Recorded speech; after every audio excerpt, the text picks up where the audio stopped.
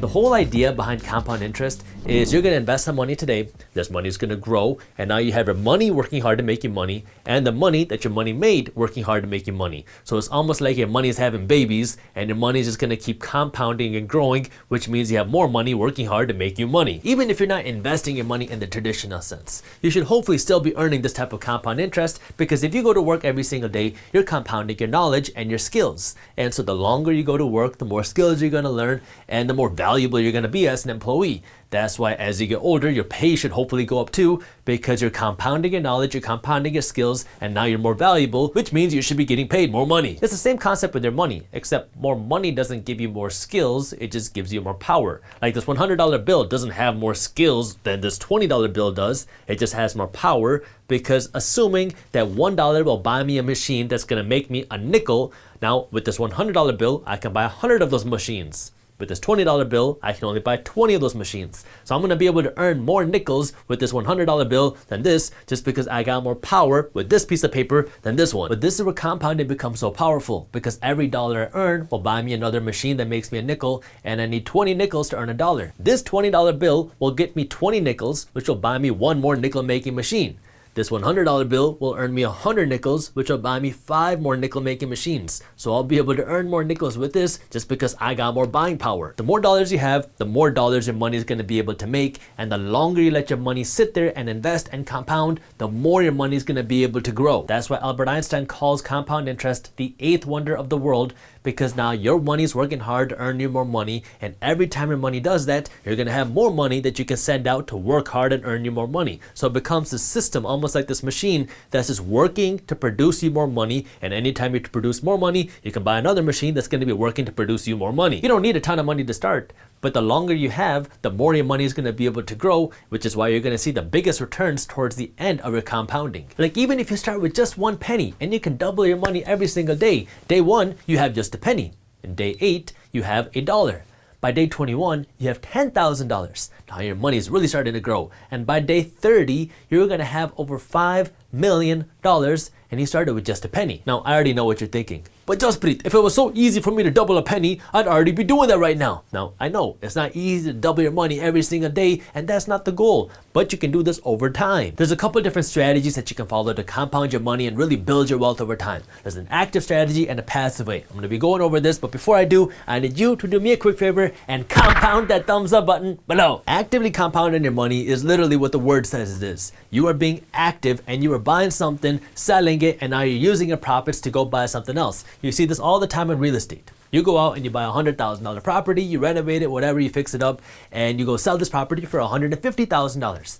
Now instead of going and buying another $100,000 property, you go out and you buy a $150,000 property and you renovate it, and now you sell it for $225,000. And so slowly you are growing your money and compounding your money because you can do bigger deals. Now you can do 2 deals at one time. You can do $200,000 deals and hopefully sell both of these for $150,000 each, and now you're just compounding what you're doing. You're slowly growing what you can do because you make some money and you take your profits and you reinvest it into whatever it is you're doing. This is exactly what I do on YouTube. Anytime somebody watches our videos on YouTube, I get paid. Thank you for your penny. Now, when I get this YouTube money, I can take all of it and go out and buy myself some new exotic cars, go get myself a new Gucci wardrobe, and go enjoy some fine dining at Chipotle with some extra guac.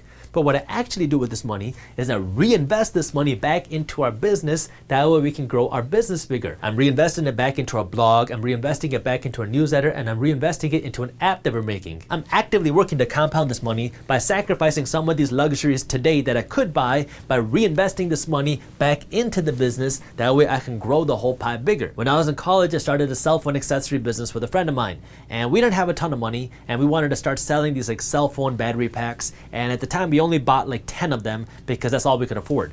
And so we bought 10 of these battery packs and we sold them, and then we took this money that we got and our profits and we went out and I think we bought 20 battery packs, and then we bought 50, and then we bought 100. And so it was like a slow compound where we took whatever money we had to buy these battery packs, we sold them, then we took this money and our profits and we compounded it, and that way we were able to buy more, sell more, buy more, sell more. And so you don't get to enjoy the profits when you're compounding it like this, because if you're taking all of your profits and reinvesting it, you're actively compounding it to grow the whole thing bigger. When you do this, the hope and the whole idea is you're gonna start off with something small, $100 or $1,000, and you're gonna grow it to something a little bit bigger. You're gonna turn $1,000 into $2,000. Now you're gonna reinvest the $2,000, turn it into $4,000, then the 4 to 8, the 8 to 16, and you're gonna slowly keep growing it. There is a risk though, because if you keep growing it and you don't take out any money for yourself, eventually there's a chance that things don't work out. And now you grew your $1,000 into $100,000 or $1 million, and then things fail. And if you didn't take out any money for yourself,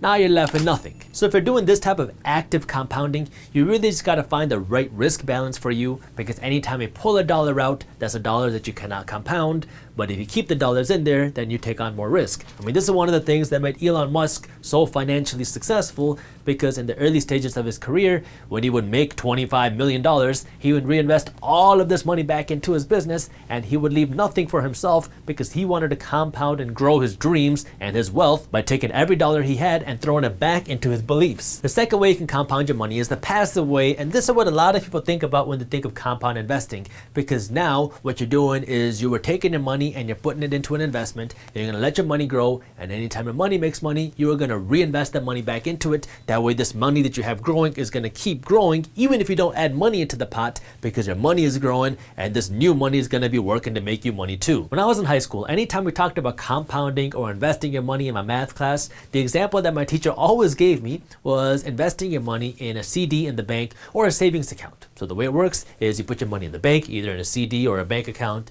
and then your money is going to grow. And as your money sits there, it will compound and grow, because now this money that your money made will grow even more.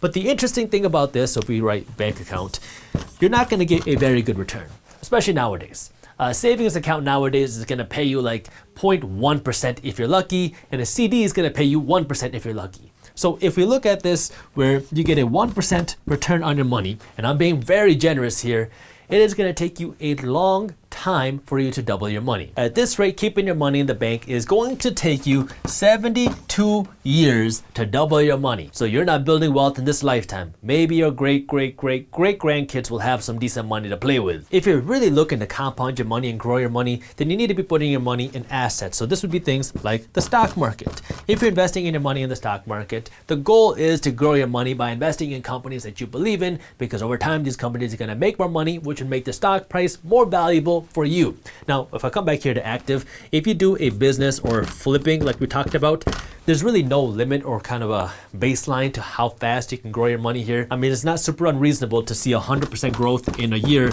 so it's really kind of uncertain as to how good of returns you'll see. It just depends on what it is you're doing and how good you are at it. So, there's really no baseline here. The stock market, on the other hand, has gone up by between 8 to 10% a year historically. So even if we stay on the low end here, 8%, you're going to be able to grow your money much faster. And the thing you got to understand about the stock market is there's a couple of different ways that you can make money. You can make money through appreciation, which is when the price of your stock goes up, and you can also make money through dividends, which is when the company that you invest in literally just gives you a cash check. So if you can grow your money by 8% a year in the stock market, you can double your money every 9 years. That's a whole lot better than 72.